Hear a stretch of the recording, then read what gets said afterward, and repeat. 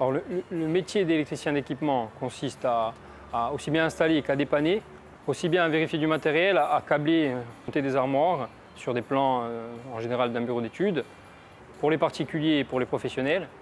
Dans l'habitat, on peut très bien dépanner simplement une panne domestique, un tableau électrique.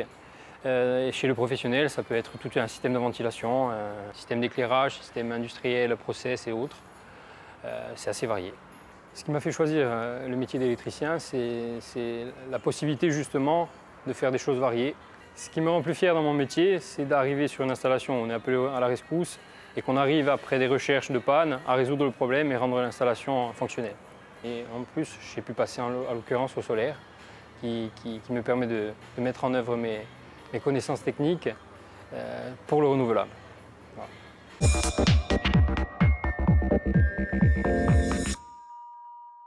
La sensibilisation au développement durable en Corse, elle y est, elle est là, elle est présente. Mon métier avec le développement durable, c'est certain qu'il se modifie de plus en plus ces dernières années. On a accès à des machines qui sont plus pointues concernant les consommations, les rendements mécaniques ou électriques. On intervient sur les machines et d'autres organes qui font fonctionner ces sites donc, qui eux, sont directement liés au développement durable. Je suis électricien d'équipement spécialisé dans l'énergie photovoltaïque. On doit vérifier l'installation dans sa globalité, la mettre en œuvre, la mettre en service, la contrôler et par moments même la dépanner. Donc l'électricien est au cœur du métier du photovoltaïque.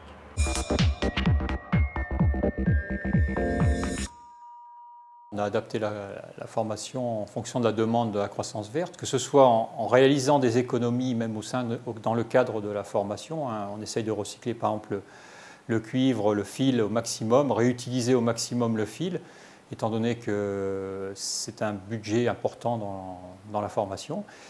On sensibilise les stagiaires sur le photovoltaïque pour qu'ils puissent ainsi, lorsqu'ils travailleront, être des prescripteurs, pouvoir inciter les clients à devenir des éco-citoyens en installant des panneaux sur leur toit, et aussi par les technologies ou les moyens mis en œuvre pour pouvoir réaliser de réelles économies.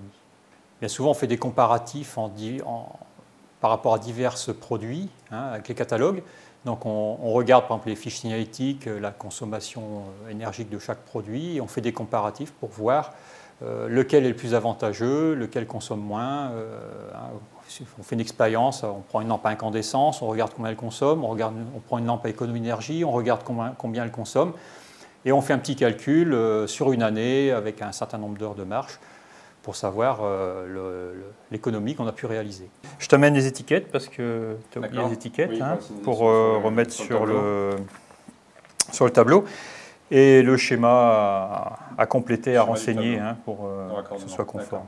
Être acteur du développement durable pour un électricien, une électricienne d'équipement, c'est, pour la dimension environnementale, coopérer avec les autres corps de métier pour optimiser le rendement énergétique du bâtiment. C'est utiliser des lampes à économie d'énergie pour éclairer les zones de travail. Pour la dimension économique, c'est récupérer et valoriser les chutes de cuivre. C'est promouvoir l'intégration de systèmes à économie d'énergie comme le photovoltaïque et l'éolien. Être acteur du développement durable, c'est, pour la dimension sociale, mettre en œuvre impérativement les consignes, prescriptions de sécurité liées aux dangers du courant électrique.